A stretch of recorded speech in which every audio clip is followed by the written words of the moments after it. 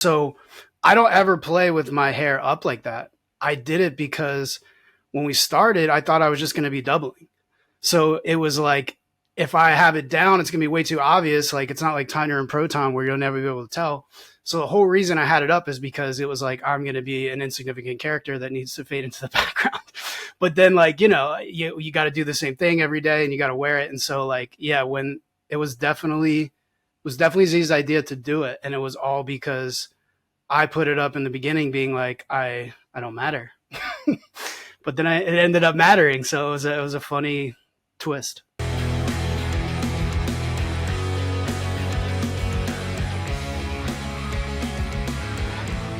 So, you having fun yet? Welcome to this week's episode of the Late Game Podcast. I am co-creator, executive producer, actor Jeffrey M. Zucker, along with my co-creator, writer, and director, Jeff Tyner. Hello. Hey there. Glad to get recording this week. It's been a little bit of a layoff for us relative to our recent schedule. So, let's start off. We had a Bear Seals playoff game on Monday. And, I thought it was a pretty good game overall. It was tight, 2-1 loss, unfortunately. But, yeah, I mean, what did you think? Fuck that other team, number one. Like, yeah, it was a competitive game, but they did my least favorite thing in the world where it's like, I'll play in a chippy game and I won't complain. But when I had three dudes on this team that were just up my ass in love with me, who would not stop trying to talk shit to me, playing physical.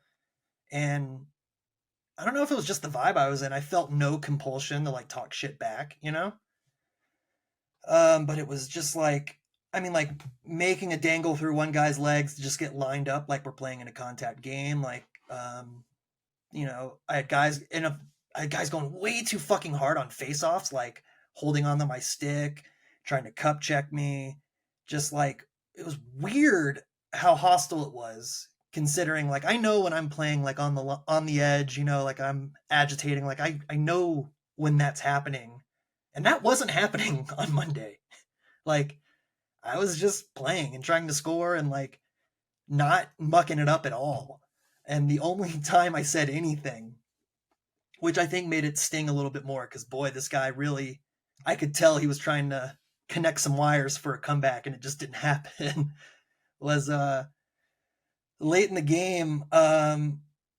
He just kept mouthing something like to the point where I can't even hear him. Like, these guys all look fucking stupid as shit. But I was like, man, it's gotta suck to be you. Like, just looking at, like, just like real, like that was it. And I kind of I even hung around if he wanted to say something back. And he, like his mouth kept like opening. I was just like, I just drifted away. So, yeah, it was a weird vibe. I'll just say that. It was a good game. Like you said, competitive game, back and forth. Both goalies played really well. It was just, I don't know where the hostility came from. They were pretty angry.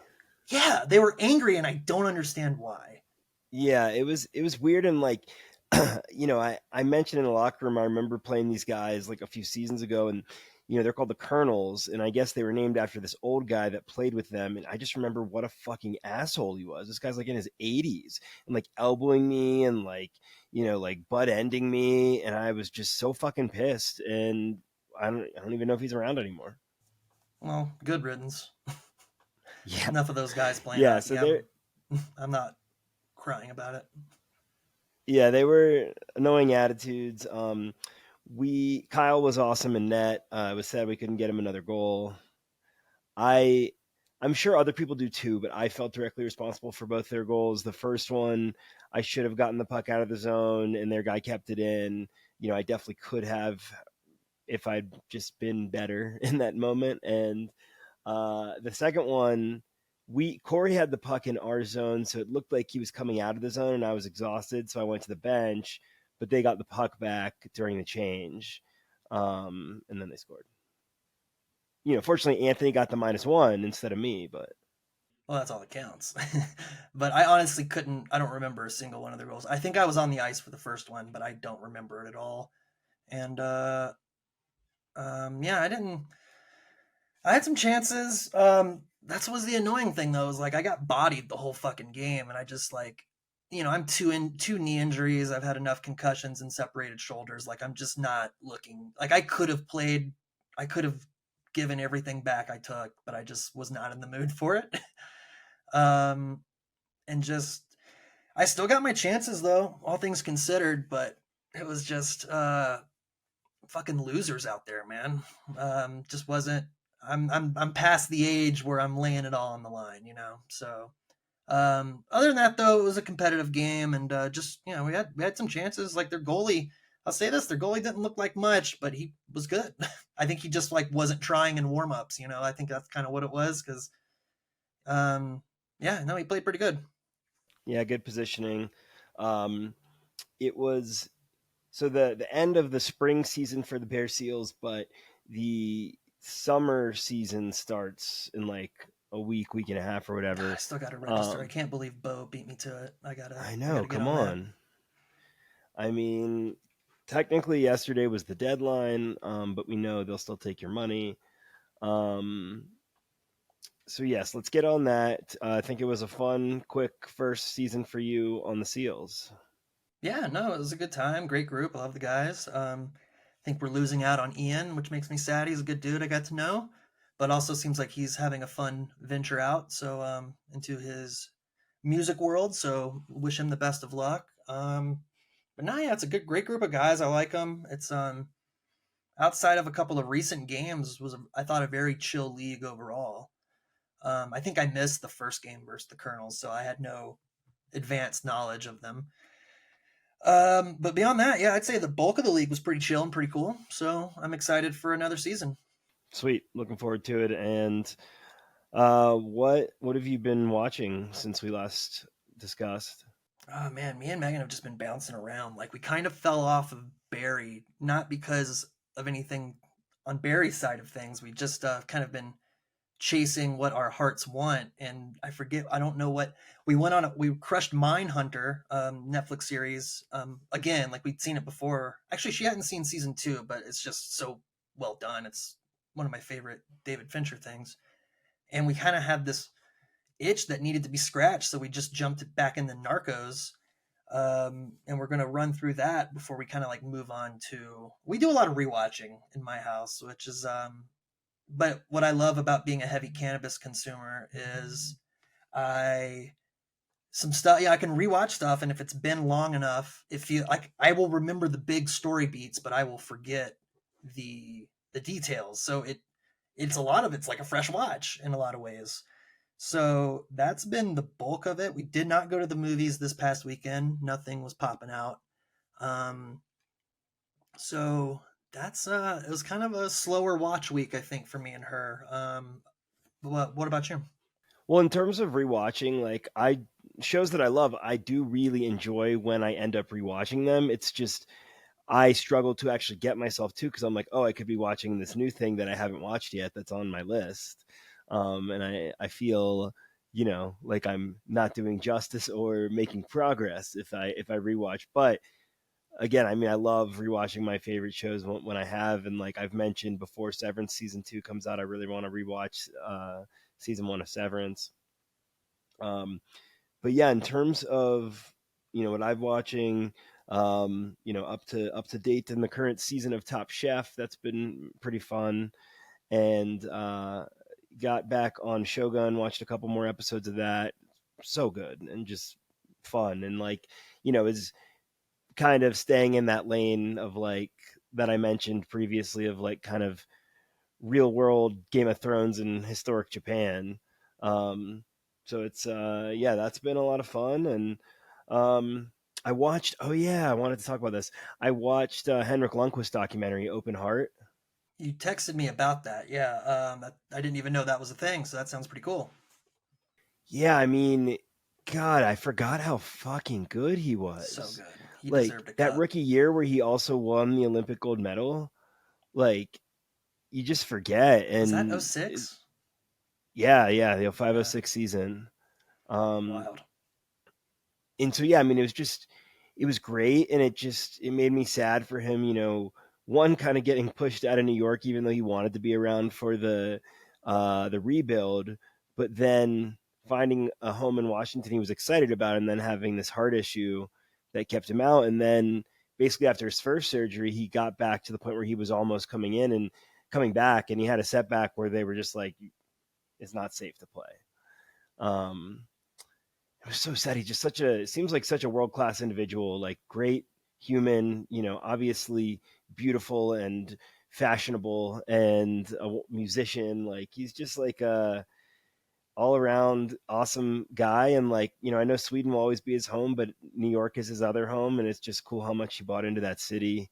Um, it, I could, like, in the documentary when he was getting ready to play for the Capitals, especially like when he was coming back, I could feel like the excitement around that. And it just makes me wonder like what would have happened to, that Capitals team had he been able to play.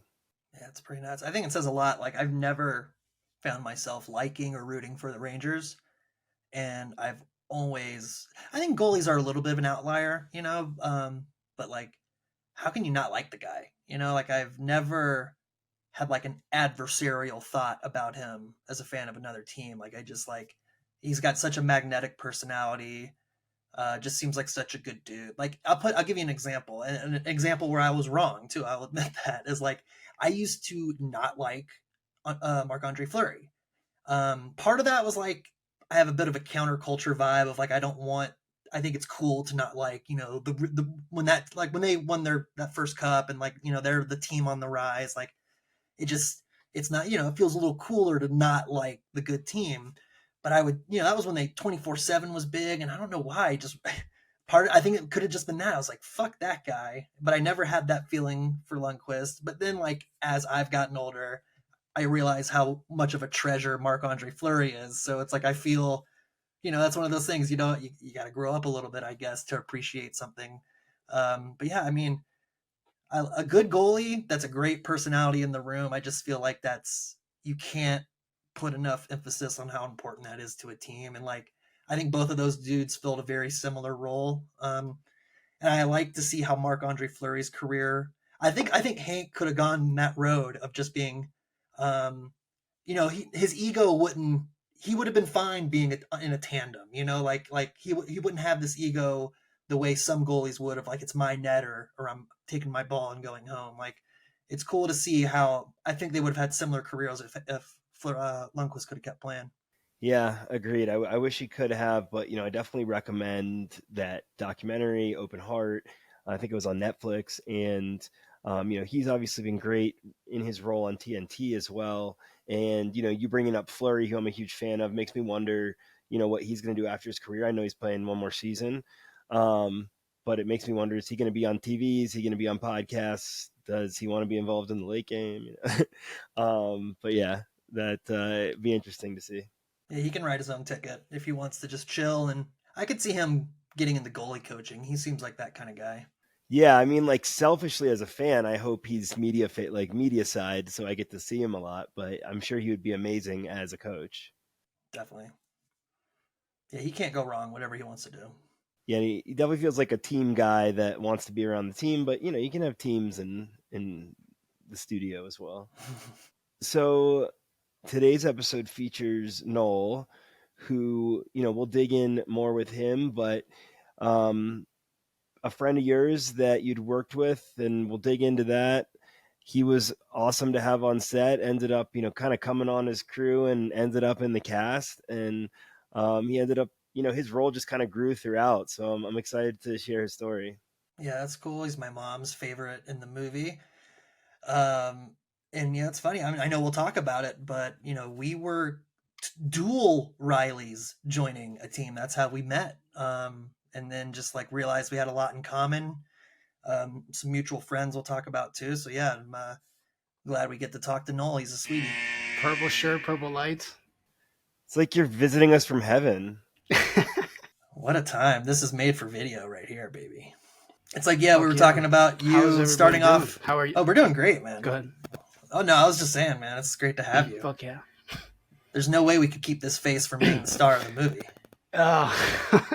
Not the star. I was a late ad. Happy to be there, though. You're the hero, baby. Oh, yeah. So happy we had you. Yeah, I mean, you're like the sex symbol in the movie. You're the hot guy, Is that so? Dude, the cool guy with all unrivaled. the moves, who's on the good guy team. But that stare to camera, Man, slow mo yeah, with the I hair didn't. toss, with the line, with the tiger growl, like all that shit. I mean, that's something. Yeah, I'm excited to get into that because there's a that was like that was an accident for sure, and it was definitely Z's idea. The hair flip, yeah, I love it. We can get into it. Yeah, yeah. So I don't ever play with my hair up like that. I did it because when we started, I thought I was just going to be doubling. So it was like, if I have it down, it's going to be way too obvious. Like, it's not like Tyner and Proton where you'll never be able to tell. So the whole reason I had it up is because it was like, I'm going to be an insignificant character that needs to fade into the background. But then, like, you got to do the same thing every day and you got to wear it. And so, like, yeah, when it was definitely Z's idea to do it. And it was all because I put it up in the beginning being like, I don't matter. But then it ended up mattering. So it was a funny twist. And you couldn't matter more. It's I love how it shook out, man. I think it was all meant to be.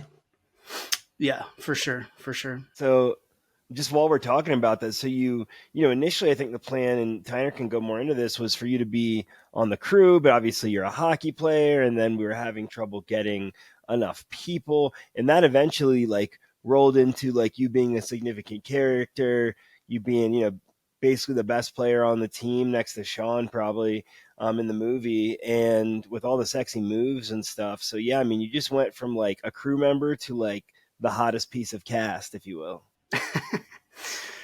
Yeah, I mean, so definitely went into it thinking I wasn't in the script at all. The only line that I had in the script was the locker room scene with Gray and Tyler, and that was it. And so I definitely went into it thinking like, minor character in front of the screen, but was going to play a big role behind with the camera team and the camera department. And yeah, like, so the first couple of days I did do some shooting. We kind of put the gimbal up, and it was multifaceted. Like, I don't blame Finn at all for kind of like not wanting to explore more. It was mostly just we didn't have time. Like, there was so much coordination involved with the gimbal, and like none of us really had enough time to like figure out how to perfect it. And like I think that's what we found out after doing it for 2 days was like, this shit might be getting in the way. You know what I mean? And it's kind of like we might just need to stick with what works. And to be honest, like it's funny thinking about it now, and like this probably went over your heads, but like I was super bummed because then I was just like, fuck, I'm just here for 2 weeks. I'm not gonna do anything. You know what I mean? Like I wasn't necessarily gonna have the role. I kind of realized that the camera thing was going to be diminished. I mean, I was going to help, push in the cart and like help the camera team for sure.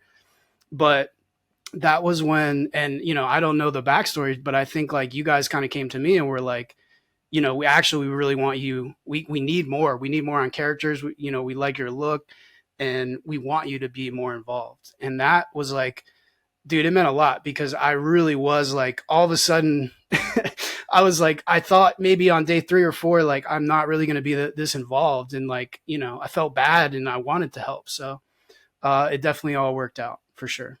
Yeah, it's wild to think that like on paper it kind of seems like you're being demoted to an extra, like because nobody really knows on like day 2 what this movie's going to be.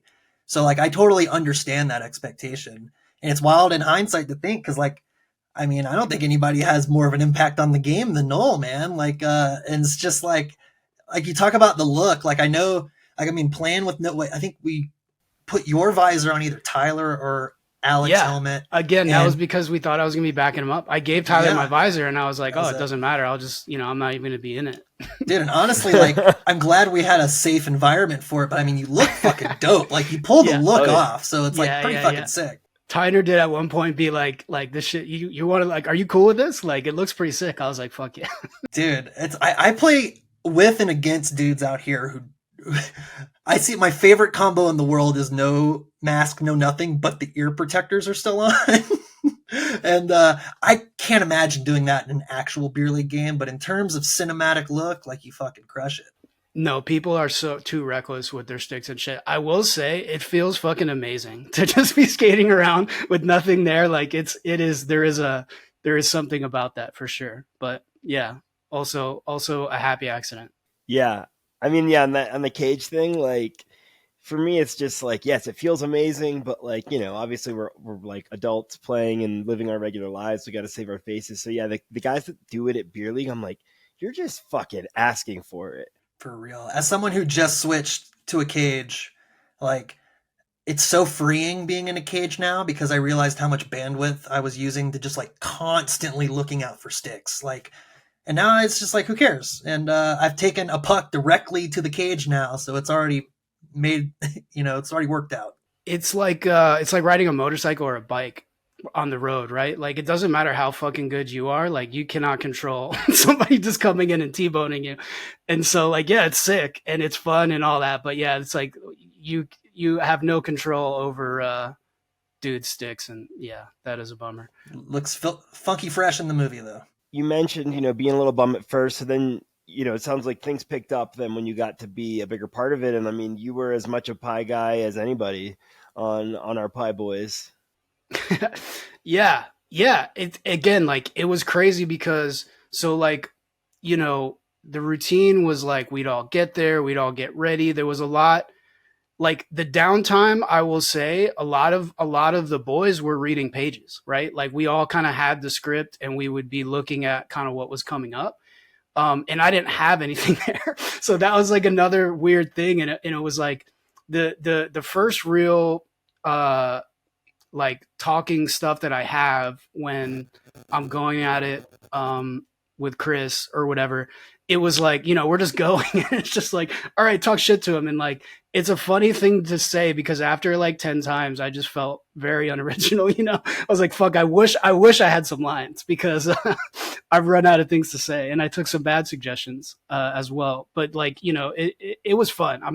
It's not to downplay. Like it was all that. It was just like, I remember going through the script with everybody and I would read like other people's parts to help them, which is funny because that's what I did in the read throughs before the movie as well. Because originally like Cliff, I really inherited the Cliff role a little bit. I think like when I did the read throughs, you and Grayson and Tyler, I think all got like chunks of that role. Exactly. And like, I remember in the pre-shoot read throughs, I would read Cliff and like, the other characters or whatever. I'll say, yeah, you and Chris going back and forth. Like, I mean, Chris was in the same boat as you. He had lines, but because we brought him on so late, it was just like that. And I remember, now that you say it, I vividly remember you telling me, it's like, I'm running out of shit to say. Like, I don't know what else to use. But the beauty of that is like, yeah, we might do 5 takes, but only 1 takes in the movie. So like, y'all's back and forth there, I think is so good and natural. Like, you don't question it for a second. Like, I think that's one of the more, like, it's a pretty authentic movie overall, but I think if we had one scene, like one little interaction, I mean, the fact that that's all on the fly, because that's how we would do it. I would tell Chris, like, you're this asshole that you've played against your whole life, but you're that guy in this scene. He would just be like, oh, I get it. And he did. I mean, you crush it, he crushes it. Like, I can't imagine the movie any other way without you guys. For sure. Yeah. Shout out to him, dude. He was so good at that role. And he came in like he way more than me, like was such a big part of it. But like that was pretty realistic too, because I was really just reacting to what he was saying, which is exactly what I would do in real life. So like, yeah, everything that made the movie was really just there was nothing that I had like thought ahead of time, like I'm going to zing him. It was like, he would say something and I would say something else. Yeah. Dude, I love your back and forth where it's like, suck my dick from the back. And he's like, oh, I bet you'd like that. I fucking would. That gets a laugh almost every time, man. It's like one of my favorite. Yeah.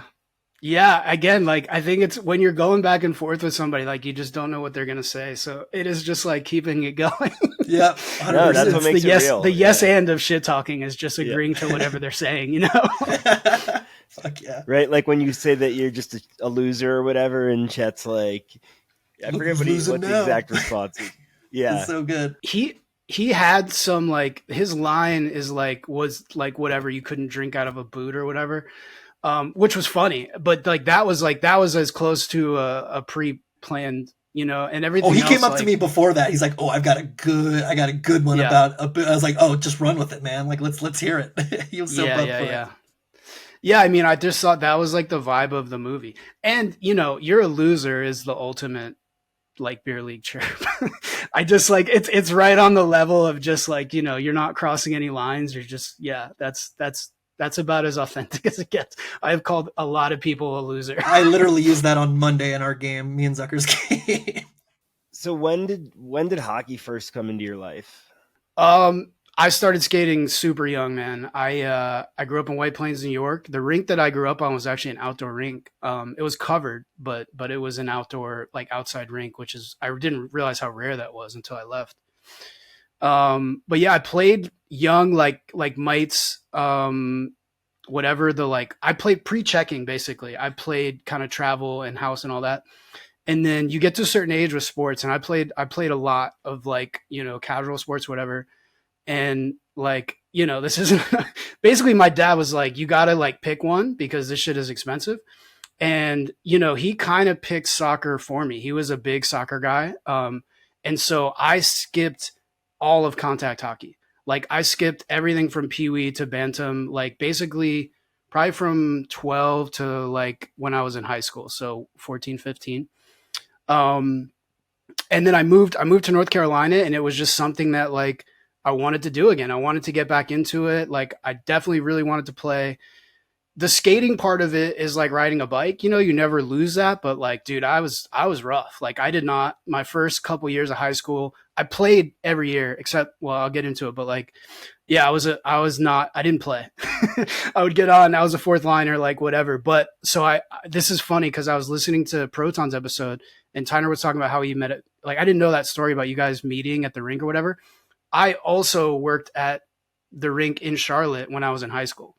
And like, to be honest, that was like where I got good. I would play pickup, and I played tournaments and like house league and stuff. And like, just getting reps in that, I felt like I made a big jump from probably my like sophomore to junior year. And then, yeah, so my senior year of high school, I was all set up to like, be a captain. Like I was set up to go, and I actually got mono. And so like mono enlarges your spleen, and you can't do any kind of contact sport for like months after you get it. And so I literally went to the tryout and then got mono and couldn't play that year. So that was a fucking bummer. But like, yeah, like I played club in college. I went to App State. I played club. And that was where I met Zach, who you guys grew up with, and ultimately kind of like brought me into the loop in Charleston. I moved to Charleston after college. And yeah, I just wanted to get on a team. And so me and Zach joined Proton and Tyner's team. So like, I want to name names. So like, Yeah, I mean, let's do shout it. out to Zach Nelson, first of all. It was, yeah, shout out to Zach. It You was visited the East. Zach? It was the East Infections. It was JC Yeah. Gaskin's team. Yep. So I got placed Fucking- on that team too, though. Yeah, I know. I found that out later. But it was like, yeah, me and Proton were D partners. Like the story of Riley was literally me. Like I fucking came and like I was D because nobody wanted to be D, but like I was cool with it or whatever. But like instantly, like obviously like Proton. Tyner, I thought didn't like me at first, but he was just like kind of quiet. Well, you just caught me at like the lowest point of my life when I was working for the Rays, so I was just like miserable. Yeah, I mean, like we got along pretty fast, but I would say Yeah. like the first couple games or whatever. God, Joey Stonecipher was on that team. Oh, it gets a good pull. Uh, Riley Crouppen was on that Yeah, team. right. The real Riley was on it. Tyler Neary Yeah. was on that team. There was Whoa. some heavy hitters, bro. Yeah, that's an all-timers group right there. Yeah. And then, yeah, after that, like I just played on all of Tyner's teams for sure before he left. I came after Binford, but TTC, Your like TTC. came in at the end of the TTC dynasty for sure. Yeah, and then Strayer. Strayer. And then we had teams after you left, and it was rough, bro. Yeah, that's we what I heard. had That's some what I heard. bad seasons. Yeah. Yeah, Strayer, I'll say this about Strayer. First in friendship, I think fifth in standings, but it was a good Fifth out of good five? time. Yeah, Yeah. fifth out of five. Dead last. Yeah, for sure. Good times. And you guys have both done work in film. Like, Noel, I'd be curious about, your background on that. And I think you guys crossed paths on work at some point.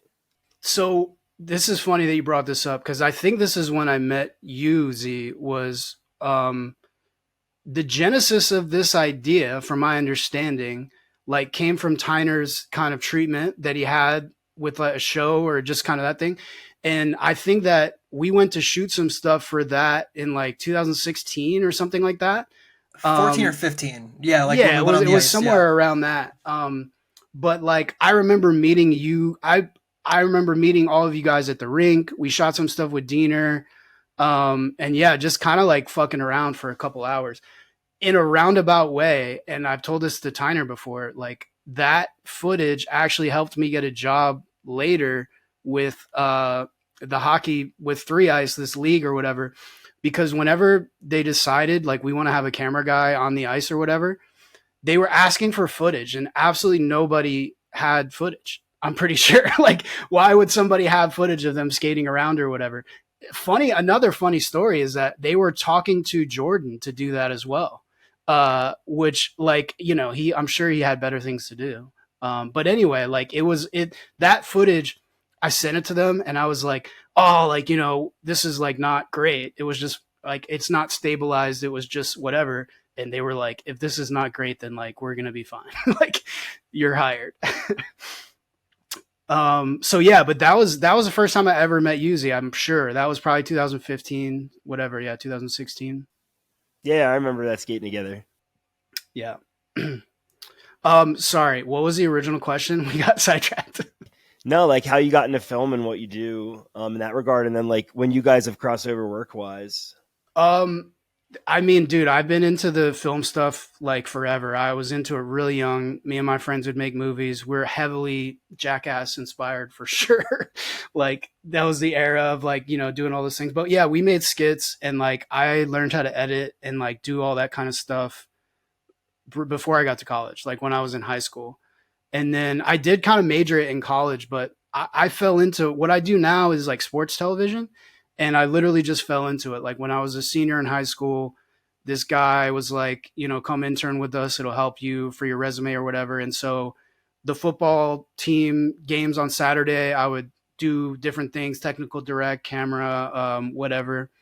And like, I just ran with it. I took a job. That's what brought me to Charleston was I worked at the College of Charleston for a very brief time as like an athletic assistant. I worked with Nick Case, also another friend of everybody. But yeah, like I didn't fucking like the job kind of sucked. I didn't make any money. And like, lucky enough, I met this dude who shout out to Steve Cooney, my Canadian dog. He like just really like took me under his wing and got me some jobs early. And I left maybe 2 months after I started. I just went full freelance, and I was immediately making more money. I mean, I wasn't making any money at the College of Charleston, so like I shit you not, like 2 or 3 days of work was my monthly paycheck. So yeah, it worked out like really awesomely, and yeah, I kind of ran with it. So me and Tyner did overlap a couple times. When I met Tyner, was pre Stingray's job, but then he got the Stingray's job and was working at the Stingrays. I think.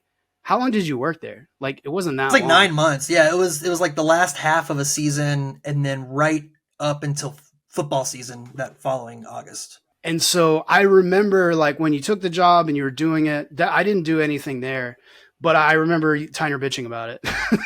And then like, anyway, when he got the job in Columbia, I saw him once or twice, like up there shooting football games. The time I remember specifically was the spring game. Yeah.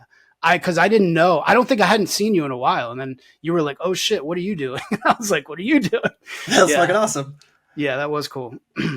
I ran into Zucker's mom like after a couple of Florida games too, just like randomly before those games. But yeah, like, and then I don't know when this was in the timeline, but I had worked a college basketball game with you and Alex in North Carolina. Like y'all needed someone for stats or something, just like to assist. And do you remember where it was? Do you remember what school it was? It was a small school for sure. It wasn't D1. But we hopped in the car, like 3 of us drove out there. And I didn't, it unlocked the memory too. Like Alex used to do some stuff for CFC, right? And I think Yeah, no, that was how I met him. He was literally still he was a like scholarship cross country runner. that's wild. So Nick Case, bringing it back to Nick Case, he knew I was looking for a job in sports. I think this was definitely before the Stingrays gig. So Nick Case was like, "Hey, I'm going to be working in the truck at a CFC basketball game." Like, I think it was just like, "You want to come shadow me and hang out? Maybe you can meet some people." So like, I had met Alex way back when. I did that with you guys, but then the four of us worked River Dogs together. Yeah, yeah. I forgot about the River Dogs. Yeah, that was another. With the only other Noel I've met, Noel Blaha. Shout out to him. That's the only other one that I've met as well. Fucking awesome dude. But yeah, then Bowling we all Green did County. work. We all worked River Dogs too, which honestly was like super fun. Such a It's fun kinda- gig. Yeah, Oh, it was super fun. Obviously, like the money wasn't good or whatever, but there was cool people there, and like, yeah, it was a fun, just Good like, good summer vibe thing to do. Yeah, Like you some like I was taking it super seriously at first, and you were just like, did I tell you to calm down? not in those words as much as like, but like the beauty of this job is like you can miss a shot. You Yeah. can like kind of zone out and miss a whole play, and like no one's gonna bust your balls over it. And then you're like, you kind of summed it up as just like it's a perfect summer job. It's like good vibes. The money might not be great, and dude, I loved it, man. Like that was a good time. You get to be on the radio with your boys, and yeah, it was pretty good gig. And there was other kind of directors and stuff that were a little bit more militant with that, but that was one of those things where like you got to recognize where you are and kind of what it is. Like obviously like do your best and all that, but you just that's not the thing to be beating yourself up about, like, whatever, missing a shot. It's low A baseball. It's hard. It's funny enough, like there was some Aaron Judge was there when we were there. Like there was some for baseball people, like you would probably know some people that were there. Tim Tebow, we were right. That was right after Tim Tebow was playing, which was a fucking crazy moment. Probably the biggest moment in single A, whatever that league's history. He played for the Columbia team, right? He played for the Fireflies, right? But Yeah. they packed out every fucking arena everywhere he went, like Yep. for that whole season. But yeah, super fun. Okay, so you guys, crossed over with the River Dogs and a couple other things. So you'd had involvement in film mostly on the sports side. What did you think you were getting into coming to the late game versus like what you actually ended up experiencing on the set? Yeah, I mean, so I didn't know. I wasn't going in with any expectations like this is going to be kind of this or not. I've been around a ton of sets. Like, I've done commercials and kind of entertainment stuff. So I wasn't completely ignorant. Like I kind of knew what to expect in terms of like compliment and things like that. I just like, I want to shout out our crew like so bad, dude. They like everybody wore so many hats and did so many things, and like I'm really a behind the scenes guy. Like, I'm happy that I was in it and that it worked out, but I've spent the last decade plus behind the scenes. Like the camera department, dude, like Dalton, Josiah, like those dudes, the way that they set things up, like we didn't have a lighting designer and those guys were the grips, and like the amount of time and stuff, like that shit looks so good. They spent so much time setting up and blocking stuff. And like, I really fucking appreciate that because I know how difficult that stuff is. And like, the fact that we found that everything kind of fell together and like we found these people that were willing to be flexible. Like, I'm sure that you understand this, Z, but in certain towns with unions and things like that, like we would never be able to make this movie. We just wouldn't. So like, you would have need to hire probably 20 more people to do all the jobs that 5 people did. And everybody like top to bottom that came in was so good. And yeah, the whole camera team, Rachel, the AD that came in was awesome. She was so good at corralling us. Yeah. And like Finn, I was instantly impressed with Finn. We had a phone call pre-production, where he was kind of trying to fill me out on like what I had done and all this stuff. And man, I love what he did with it. Like, I think there couldn't have been a better person, like vision for it. And the way that I think he balanced Tyner and you guys out with just kind of like this calmness about it. which was super awesome. But confidence and like, yeah. Circling back, what I expected, I didn't have like these crazy expectations, but what I found and what I was impressed with was like we got people that were just down and that were like down to make it happen. Everybody played multiple roles. Nobody was like, being too cool. And yeah, it, it's not a miracle that it worked out, but like it's kind of crazy that the pieces fell into place and we just ended up with the right people. Like yeah, it was impressive. Like everybody kind of executing their team or their role. Dude, everybody was so good. I'm Jacob, the AC, he was awesome. Susan, our sound lady, so good. Seth was a big one that Yeah, came in a little Seth later. Corey, yeah, dude. Like, Corey, and I was part yeah. of that. I was part of that camera team as well. Like, I spent a lot of time pushing the cart when I wasn't on camera and like all that. And yeah, like everybody, I just want to double shout out the crew. They were so tight. Like everybody was so good. Part of it was we picked good people that picked good people. Part of it was luck, but like you said, everybody bought in like that. We had the best crew we possibly could have had for this. And Tyner and I have talked about that. Like we almost hired this person who maybe wouldn't have been a fit, but then this happened and we ended up with this person. And that, wow, we're so lucky that happened. So many things fell into place, such amazing people. And then, yeah, Finn was definitely the linchpin, as I call him. Yeah. And like, again, I was so, I guess like the first couple of days I was trying to figure out where I was going to fit in. I definitely went in thinking I was going to be doing all this shooting and stuff. And so it was, it was really cool, honestly, like after a couple of days of that, just settling in, as a cast person, it just was something that I wasn't expecting to do. I was net like, I know everybody, like we all played together for the most part. And like, yeah, it was super fun. I didn't go into this thinking like, I want to be in the movie. I want to have lines. Like, I'm just not, it's not really my personality, but this was such a cool opportunity because like y'all created an environment where we could all kind of like, play versions of ourselves. And it wasn't all like that. Like Kevin, like Tyler, everybody that did a lot of lifting, there's a bit of that that's unnatural for sure for everybody. And everybody did such a good job. But like, even Alec would say it, like he felt comfortable after, whatever, 3-4 days, like he kind of got into the groove and he was giving it back. Like, we were all kind of talking shit, whatever, like, and just that environment is cool from being on, whatever sets, shows, events. You don't instantly have that type of like camaraderie, and it helped because we all knew each other, but like, it was fun. It wasn't always easy, but like, it was always fun for sure.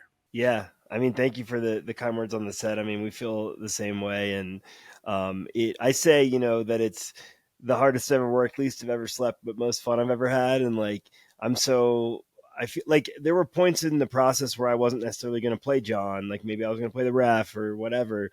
And feel so fortunate that I got to be a member of Polly's Pies. And like, it was like being on a hockey team again in a way, but like we're together, almost all day, every day. And it was like a family. It was so much fun. And like, even, with every guy on the team, we would have times where it was just like the two of us on the bench. There's always, you got a pairing with somebody on the bench at some points. Like you and I had some good chats. Like it was awesome. Yeah, that's my favorite part, was to see all my boys become one group. Speaking like you're talking about the crew, Josiah, Dalton, Finn. This being my first movie, like I learned so much just observing those guys working together. And like, I just can't say enough good things about everyone that was on set, because like that was such a wild card, a variable to me coming into it. Is like, you're talking about your expectations with mine. There's no way I could have imagined a better crew, top to bottom. And you talk about people wearing multiple hats. No one had a shitty attitude about it. Like everyone was on the same page of just like, we want to make this the best movie we can. And then like, furthermore of you guys' point about the Pie Guys becoming a group, like after a few days, it was, the crew and the cast become one group. And that was cool to watch. Once we have breakfast and lunch, And that's not normal on a lot of yeah, sets. like everyone's kind of eating together. I loved how intermingled our meals would be. We only got the one day off, but to see how those groups broke up and like had fun together, and just that's the part I always look the most fondly on. And I'm just so glad we came out with such a great product that we can be proud of. And it's like a home movie with insanely high production value. I know. Yeah, dude. Honestly, like, it was such a grind. It was a grind for everybody. There was one day I had off the whole shoot, and I drove to Charlotte to work a football game, and I came right back.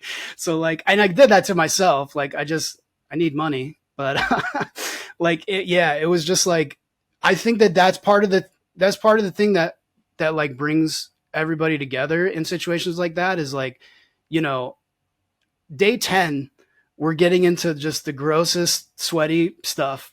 We got to wear the same things over and over again because it's the same day. Like, there's like, it's easy to like, to complain basically, but like, it was also like, we're making a fucking movie. Like, this is so sick. It was kind of like you'd snap in and out of like the little things that were bothering you, and the, like, whatever, the cuts or whatever it might be, the stuff that's sore. Like, yeah, it was cool. Like, we were just making a movie, and it was new for pretty much all of us, with the exception of Alec, I think. So yeah, it was really different, like really fun. Yeah.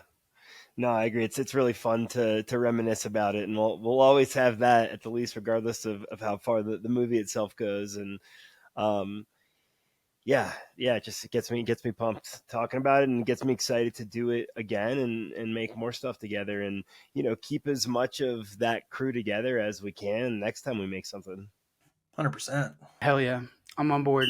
We're getting really close to crowning the Stanley Cup champion. With the action heating up on the ice, it's even hotter at DraftKings Sportsbook, an official sports betting partner of the NHL.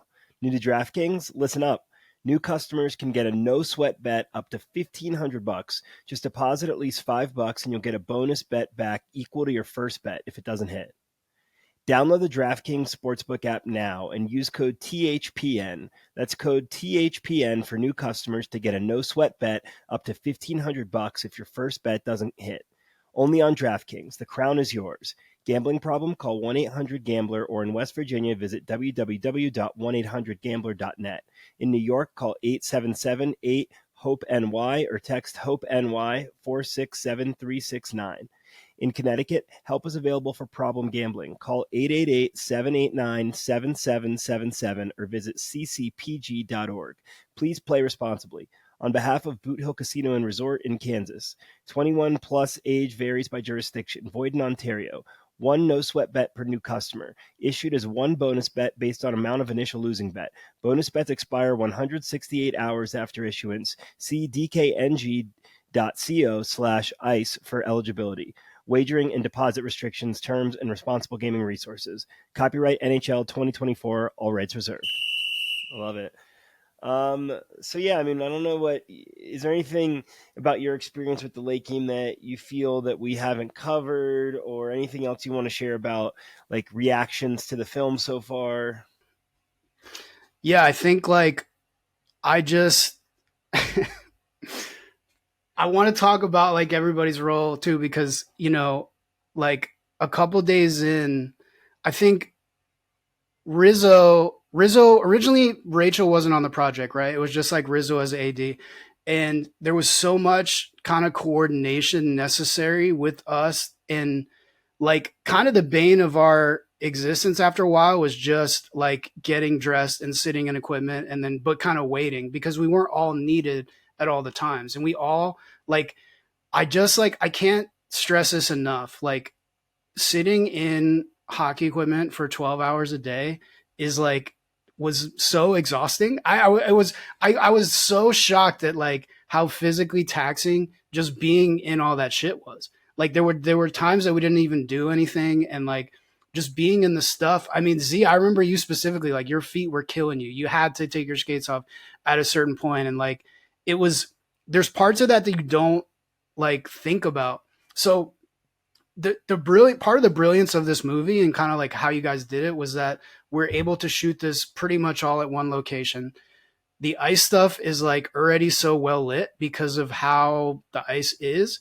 And so there was a couple exterior setups or whatever, the locker room and all that stuff, which like looked great. But it was a very like natural setting. Like we didn't have to block a ton of shit like for shooting most of the things, right? Certain dialogues and stuff. There would be marks and all that kind of stuff. But a lot of this was like running gun style kind of shooting. You know, we'd push the cart over and we'd get people involved. And like the coolest thing I think, and this is a credit to Tyner especially, like you the script was fucking awesome. I loved the script and like we all kind of like for months before we would do reads and I think like, you know, everybody had stuff to say about it, but like when we got there and we were making the movie, Tyner wanted to just make the best movie possible. And so like the stuff that like we discovered that was good, we just ran with. And some of the, you know, the middle finger like celebration thing, that was literally something that I came up with there. I had never thought about it before. And it wouldn't have come up if it wasn't like I think I feel like it had to do with Kevin. I don't remember why, but like somebody did a version of that celebration, and I was just like, oh shit, it would be funny if we did this. And I showed Tyner, and Tyner was like, yo, we got to do that. And then like that's how it made it. But that was something again. It wasn't like this pre-planned thing. Like I thought of it just being on the ice for 10 hours and like seeing somebody do it, and like that shit came up. And there's so much of that in the movie. There's so much like shout out to RA, like so much of his stuff was just him riffing off the cuff, like, and it's not, I mean, you know, we're not like, I'm not saying that, you know, I was expecting Tyner to be a militant, stick to the script type of dude, but to give everybody room and to let the kind of the movie happen was awesome. And I think that's part of the reason why it works. I think that's why it looks so good. Like there's not these stiff kind of like, you know, preset things. It all like looks organic because it pretty much was. You know, we had a directive and it was like, all right, go out and do that. And there was never a moment when somebody was like, you know, this doesn't make sense or whatever. Like it all seemed realistic, I think. Yeah, that was always like top priority for me in that like I just remember being in high school and I would like do a play for extra credit or something. And I just remember the anxiety of just like having a lot you have to say. And I knew if I was going to make this, I knew my boys had to be on board. And I just put myself in their shoes of like, what's going to make the most natural product, you know? And it's like, we know these guys, like it really started with Kevin, Tyler, Grayson, and Jason. Those four dudes, they had such a baked in chemistry from the start. And even though Jason's not in the final product, that carries over. And then we bring in you, Zucker, Alec, Proton has chemistry with literally everyone, you know? And it's like these roles are really defined. I mean, these like not even the characters' roles, like the roles within a team, you know? And then like when you have someone like Zucker who's been taking acting classes, I can burden him with some of the harder stuff that would make, you know, someone like Kevin, Tyler, Grayson have to maybe either study super hard or prepare a different way. And I knew we were going to be short on time too. And I knew people were already giving me this much time. I wanted everyone to have a good time because I knew if we were having a good time, it was probably going to be apparent on screen, you know? So that's just like, it's wild that it all worked out in one way, but then in another way, you're like, well, you get all of us in a room, we're going to have a good time. For sure. Yeah, that's a good point. And I think just to reiterate, like on the openness of the set and of Tyner being, you know, not feeling like it had to be exactly what was written, like goes such a tremendously long way. I mean, everyone on the set was collaborative. And I think we set that early to the point that like everyone was open with each other and cohesive. And yeah, I mean, I think it all came together and it's really fun to hear about people's experiences on set. Hell yeah. I was going to say, and since the movie came out, you know, it's out in the U.S. For a few months now. You know, what's been the reaction of friends and family? You know, have any strangers said anything? Yeah, so the I only went to the one screening in Jersey, and that was the like strangers like coming up. I remember me and Tyler were sitting at the bar, and these people from from the NHL, I think, like came up and they were like they were at the screening and they were like, dude, we really liked it. That was crazy. Yeah, I didn't have that coming. For everybody's reactions, I think has been the best way I could describe it is just surprise. I think like a lot of people kind of thought it was going to be like a cute little thing or whatever, and like across the board, everybody was like, I really, really enjoyed it. Like it was really funny. It's like edited really well. It's a good length. Like there's like little beats. And like I think the general reaction is like, you know, you hear somebody, one of your friends is going to be in a movie, but you don't know the people in it or whatever. So you're like, oh, it's just going to kind of be like a low budget thing or whatever. But like everything, the sheen on the movie, I think impressed a lot of people. It impressed me too the first time I saw it. Like everything is super tight. You know, I love the final cut. I really do. I think, you know, I selfishly, I wish there was there's stuff that I wish made it, and like also just going to shoot it. Like this, me and Proton had like we talked about all this shit that we were gonna say like on the bench. We had this stuff that like these conversations that we wanted to have on the bench, but we just never had time to shoot it. And I'm sure there's some of that for y'all too. Like, you know, we did so much in so we did so much in so little time, but like imagine if we had 5 more days. Like imagine what it could have been. And it's just kind of like it's crazy like the metrics. You could always think about that, but like It's crazy how good it is, in my opinion, biased, but imagine, right, like what it could have been with another week, another month, another Yeah. million Even another dollars, day, whatever. Yeah, even no another shit. one day. I like fantasize. Yeah, and like that was like I remember too winding the movie up like that's all it is. It's like concessions, you know. It's gonna be like, okay, we got to focus on this. We got to do this. Um, yeah, none of the.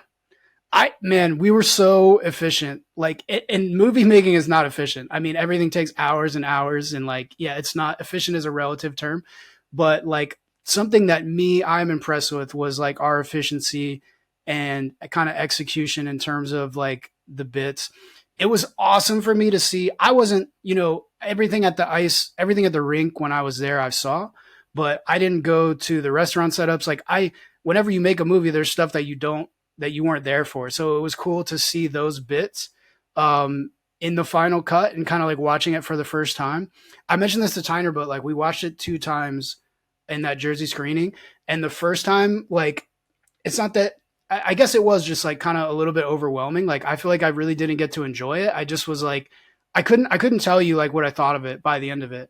But the second time watching it, I appreciated the details, man. There's like minutia in there and like there's some awesome little like things. I know Rizzo like loves to talk about all his little moments or whatever. And like I have some of those too. There's just these little quirks that are awesome. And just I don't think that like the detail is not necessarily going to be appreciated or have to be appreciated by everybody, but the detailed stuff in that movie, I love. And like, again, you know, I want to give credit to Tyner in the script. Like the Bo Guy Fry stuff, like the kind of way that played off of the rest of the movie, it came out so good, I think, in the final thing. And we knew that all that shit was funny. Like Sandy, like those guys, we knew making it like this is funny.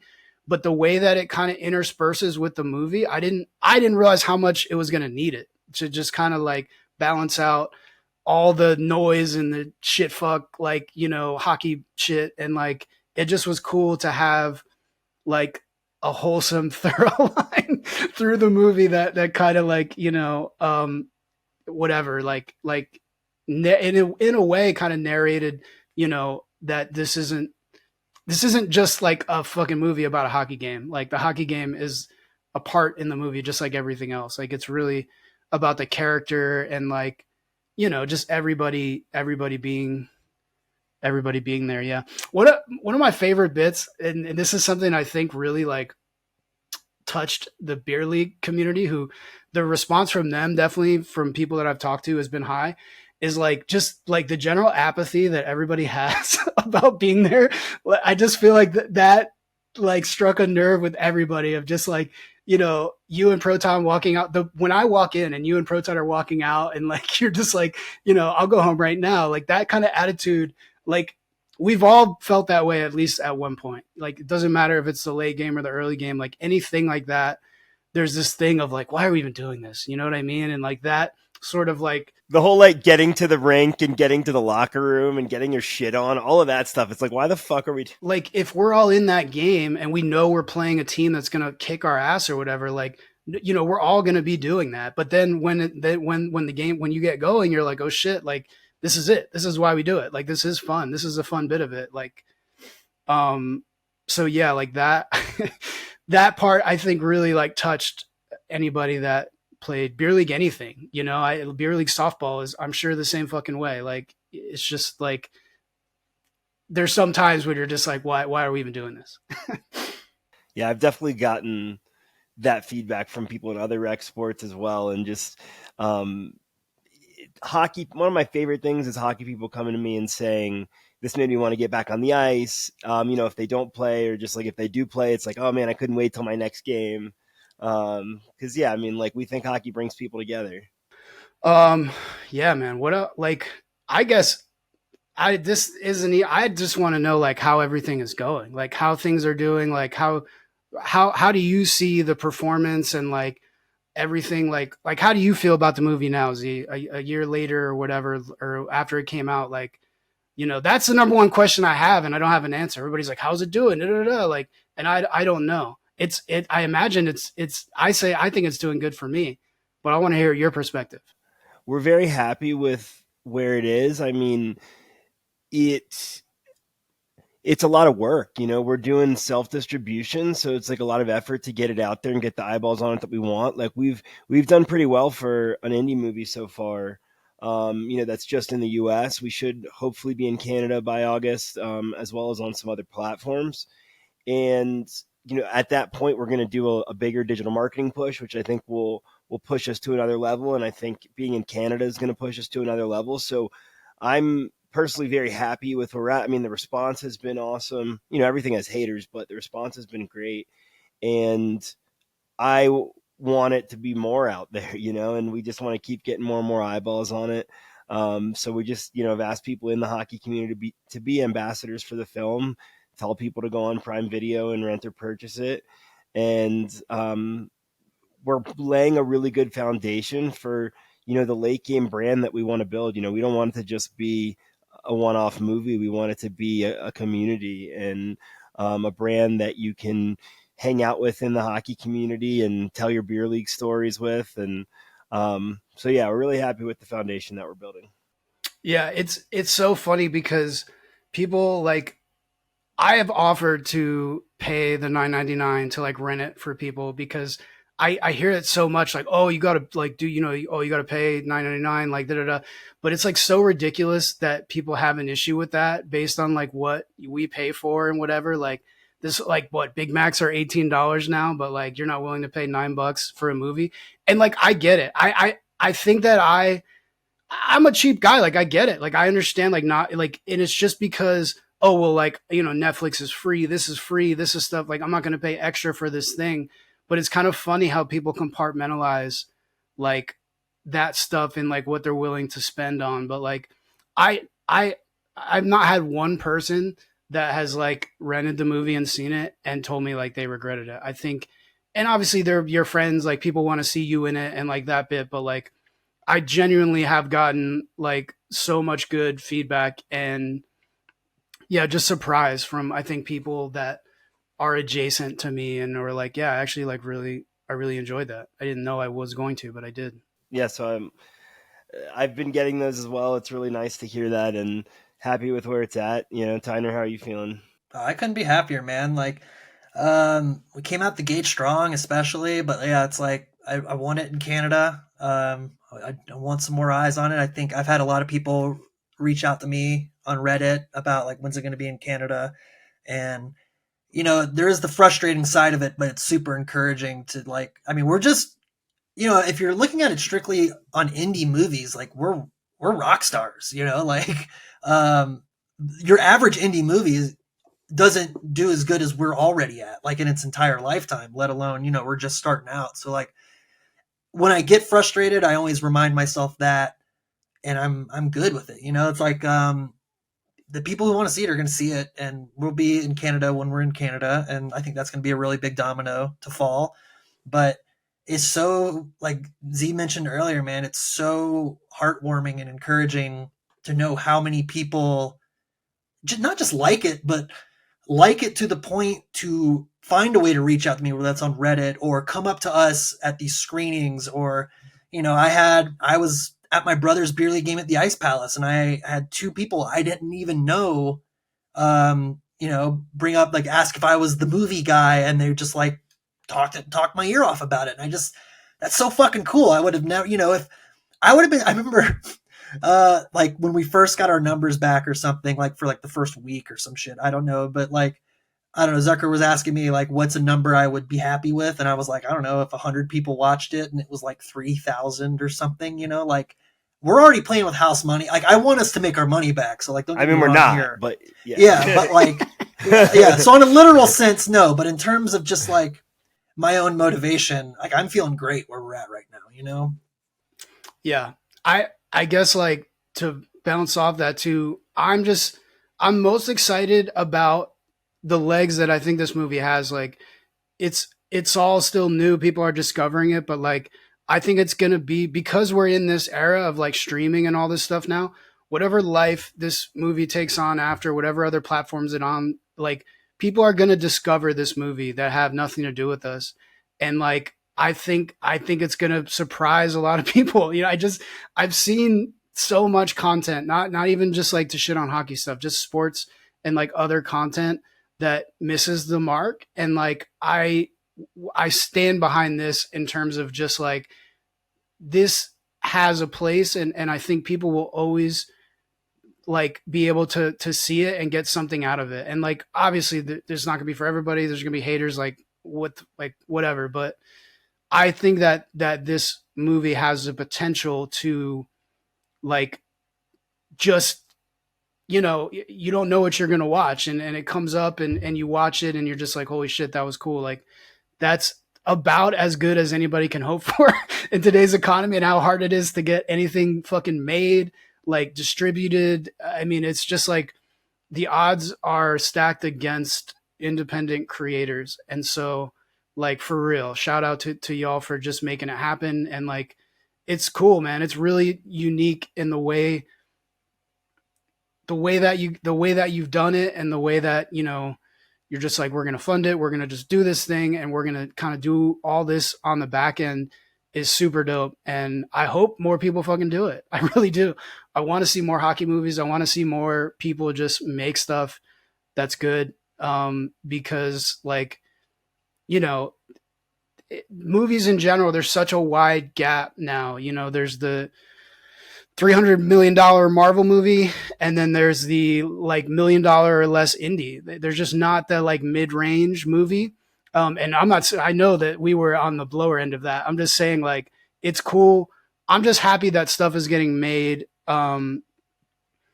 independent of like, other people's expectations and like money. I mean, it'd be so easy. Like, I know you guys have had experience with just like having projects like that you've been attached to, and things fall through, and like somebody's attached, and then scheduling, and like there's so many reasons why something cannot happen.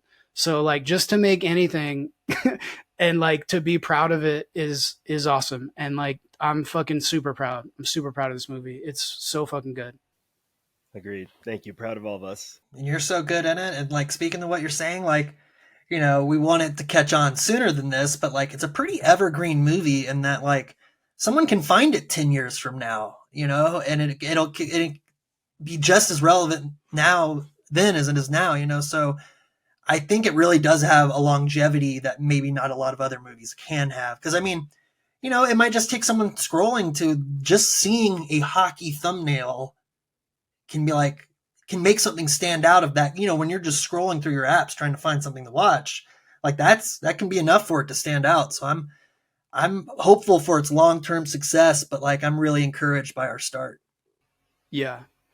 this is like a bounce back, but like a couple questions ago, you're asking about people's response and stuff, and I gotta again shout you guys out because a lot of people that have seen it have like, oh, you look like you're like the best out there. You look like you're so good, and it's just so funny to me because I see the opposite. When I watch the movie, I see me just like coasting in the background or whatever, and like all the non-setup shots.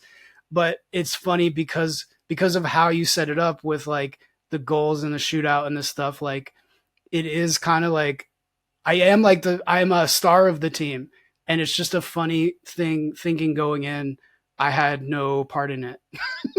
But like just kind of filled that gap, that role. That the shootout goal wasn't even supposed to be mine. That was supposed to be Gray.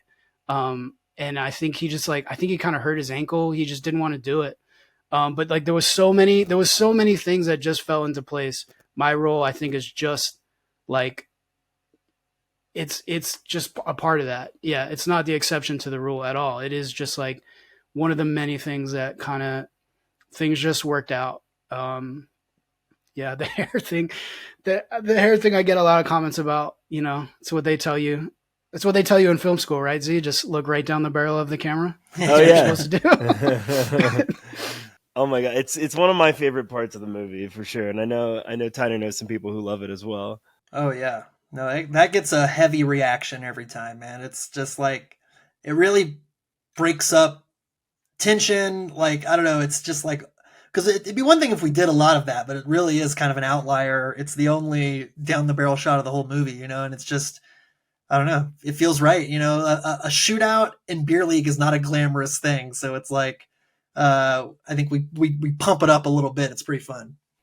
Yeah, the balance of like kind of silly shit that's in it mixed in, I think like really works out. One of the other things that a couple people have said to me that I'm not surprised by it, but like they love right before the shootout, the like Matt Bond's breakdown moment or whatever, like just to make him a character in the movie, I think is so smart. The refs are always excluded kind of, and like that I think a ton of people there's so many things in this movie that you don't have to know hockey to understand like this guy just wants to fucking go home. Like, you know, he's still here and like it's just like that you can have that organic reaction to anything, you know? Oh, there's a meeting scheduled now all of a sudden, like fuck, you know, keeping me after work on a Friday. It's the same type of shit.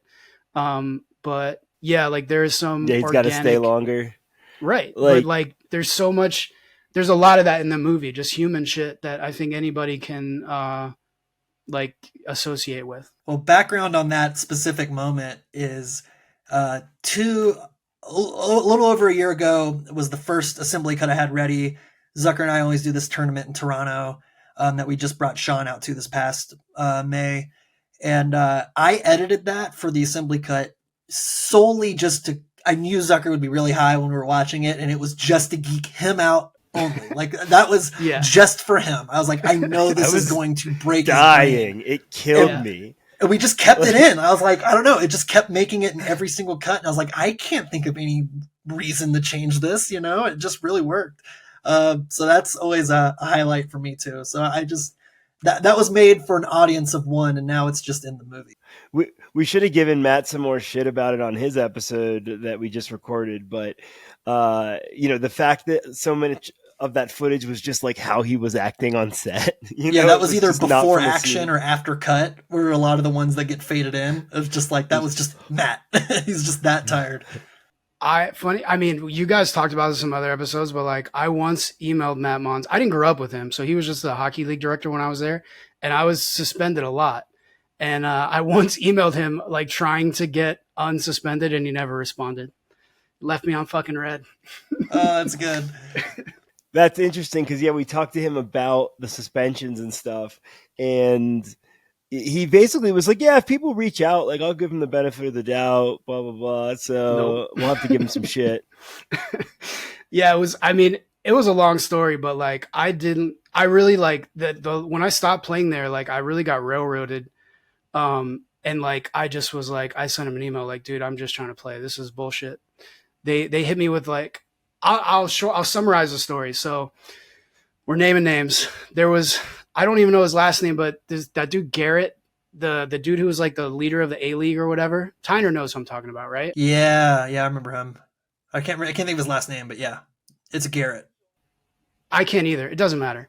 It's a fucking irrelevant. So in 2016, this is gonna get deep. I made like a boilerplate Trump post on Facebook and was just like, fuck this guy. And it was like pretty like tame, honestly. I was just like, politics aside, I'm just not about this guy or whatever. And Garrett had something to say about it. He just like was like, oh, Hillary, or I don't know. He just had some shit to say on Facebook. And so this is the beauty of hockey. Like I would see him on the ice, whatever, every week. And so I talked a ton of shit to him, like just real life, like you suck at hockey, like you're fat, you're ugly, like just high school bully level shit. And like he snapped one day, dude. He just snapped and like fucking like, I don't know if he swung at me, but like he did something and I didn't react. I was just like, I look at the ref and I was kind of like, eh. And the ref was his friend. So the ref is like, you fucking deserve it. And then basically, or like, you whatever, like you brought this on. And then I was just like, that's not how this works. like you have to make the call. Like that's the whole point of this. And then that ref wrote me up for abuse of an official, which is USA Hockey like 6-month ban. And like I didn't get physical. I didn't do anything. I just was talking shit to this guy who talked shit to me online, and he snapped at me. And then like that whole thing happened. So after that happened, I remember reaching out to Matt Mons and just being like, dude, this is ridiculous. Like I just want to play. And he left me on red. So shout out to Matt Mons. I never played in the adult league after that. I got fucking railroaded like over that whole thing. Yeah. I hope he watches it because that dude sucked. He was really annoying to deal with. He didn't belong in the A League. He just like he was the manager of the A League, but he was a D player, and like that's not. I'm not trying to shit on like whatever, but like he was. I'm a D player. I'll take it. No, but like, would you be the captain? Though. Would you be the captain of an A League team? And like, I would whatever? fucking hate being in an A League. Like that would terrify me because I would just be so upset about how much I was screwing everything up for everyone. That's good. Yeah, he didn't have that. He thought he belonged there. Ugh, barf. I forgot that dude even existed before you brought that name up. So that's. I'm glad we're bringing it back, dude. 10 years later, still fuck that guy. Fuck him. Well, hopefully, as the Late Game podcast grows and like we get beyond just behind the scenes movie stuff, like we can dig into all sorts of different beer league stories, but especially deep in the Charleston community, I think will be fun. Yeah, for sure. Yeah, I played on a team with Tyler and Gray for like a couple seasons, and I think that Tyler, we all got suspended at the same time. I think it was something that Tyler did. I don't remember, but I remember like that was the era of like I really wasn't doing anything, and I just was getting suspended a lot. I was like, this is stupid. Dude, I was saying like about the time I left, like they made the A League over 35, and then it became like this A-B Open League or whatever they called it. And there was 4 teams every season, and everyone fucking hated each other. It was so goddamn toxic. So that's my favorite aspect of living out here is there's so many rinks, there's so many leagues. I can barely even keep teams straight, let alone individuals. So it makes it much more enjoyable. Yeah. This is a funny aside, but like I have not played since I've been in Kansas City. I have not played in a league for 5 years. And like a lot of that was because of COVID. Like I moved right before COVID and I was looking into doing it, and then COVID happened and it didn't go. And then I got involved with the 3-ice stuff. So I was like getting out on the ice and doing things, but like straight up, like when we filmed the movie, I hadn't played in 2 years. I haven't played since. I have not played like men's league in 5 or 6 years. Do you have an itch to rejoin? Yeah, I would love to. I just don't know anybody here. Like that's what it comes down to. Well, if we have any listeners or viewers in Kansas City, yeah, Kansas City people hit me up. Let us know. Contact at thelategame.com. We'll hook you up with Noel. And like honestly, like it's a tough thing when you go to a new place. Like I got involved with you guys because I knew Zach, and like you kind of like it helps to have a little connection or whatever. Like it's pretty tough to just go. Like I guess I could go skate pickups and just try to nudge people and be like, yeah, I'm available. You'll wear your Polly's Pie jersey, be like, you guys seen this movie? But like I want you to do that because it's advertising, but also like you're cool. But I mean that goes to how the movie was conceived and written though was like I was Riley. Like I joined two teams at the same time and I didn't know a soul. And it was really, it wasn't as instantaneous as Riley's story, but you know, like it was, well, that's why I like in the movie, like it's mentioned that Riley showed up a season before and then kind of bailed. Because yeah, you know, it is not an easy thing. And, you know, I'm lucky enough now I've been, you know, with the same group of Pizza Boys for God, like 5+ years, you know, it's pretty nuts to think that I was the new guy. And now I know I've got a room full of boys now. So, it's not an easy thing to do, but I'll put some feelers out in Casey for you too. I want to get Noel back on the ice. It's funny, bro. I talked to this guy. There's this outdoor rink. I don't even think it's a full sheet, but there's this league. There's an outdoor league in the winter that I do have some connection to now. Like I know somebody that knows somebody that plays in it. And I talked to him last week about doing that. But the pickup times here are brutal. There's one pickup a week and it's 12:30 on Fridays. Is it that rink that the minor league team plays at, or they're like like recreational sheets? They play in Independence. It's there's like a multi-surface rink in Kansas.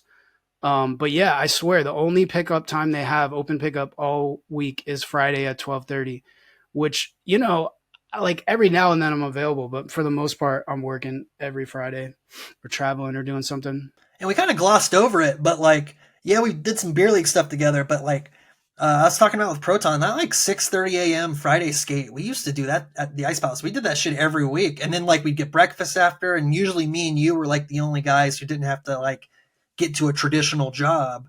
So we would usually kick it a little longer. And yeah, just while I'm on the subject, man, I missed your spot on King Street, man. Like it was always so awesome to just swing by, hang out with you, hang out with Zach, a little schwimmy sometimes, and then get some tattooed moose. That was like time to be alive, man. I know. I love that place so much. Yeah, being able to walk the Tattooed Moose, it was so cool.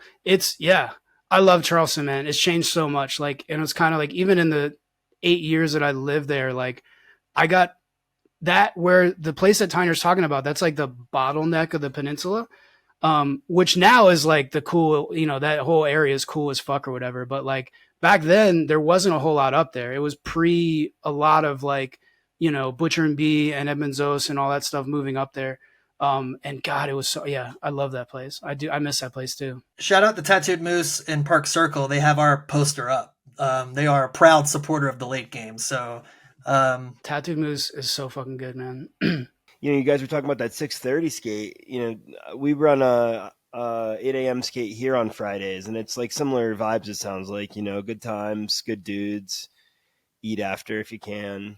It was a little more adversarial. Like the Friday one that you went to. We had our crew, and then there was a crew. Yeah, and then there was a crew that would typically be on the other side of that. A lot of the names, a lot of the last names on the Young Genos were characters from 6:30 pickup. Well, I will say one of them was at the insistence of Jason, and then he chose not to do the movie. So, but it had a significance for Jordan at least. So I'm glad he could get a family name on his jersey. I'm glad it all worked out for him.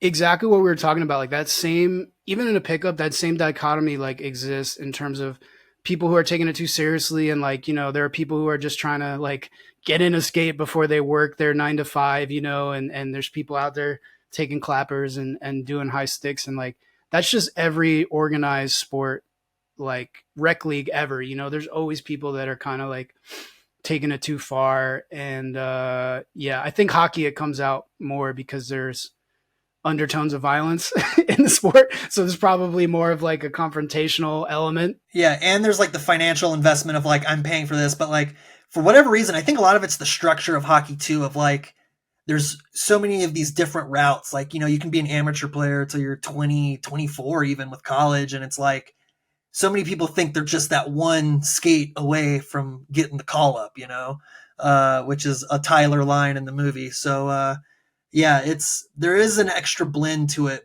with the hockey crowd for whatever reason. I do think you're right. Undertones of violence combined with financial investment. I think a lot more people have delusions with it. Yeah.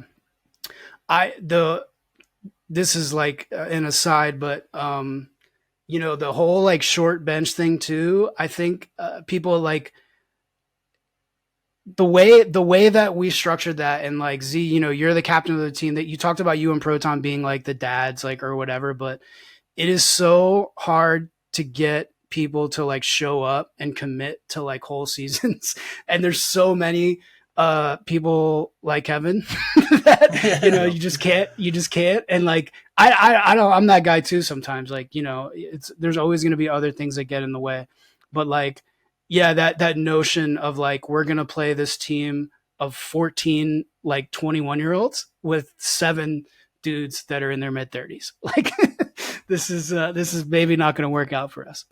And I've been that guy. I've been one of my teams last season. I went to 1 game. Sorry, guys. Sorry, Olden in the way. So I get it from both sides for sure. And that happens where those games happen.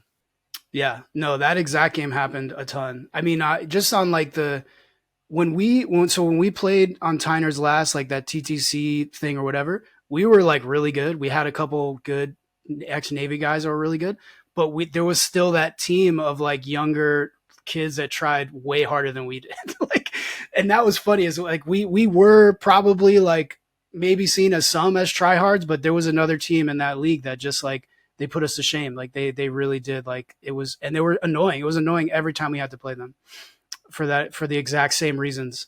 Yeah, we three-peated, and many thanks to the Naval Academy. No big deal.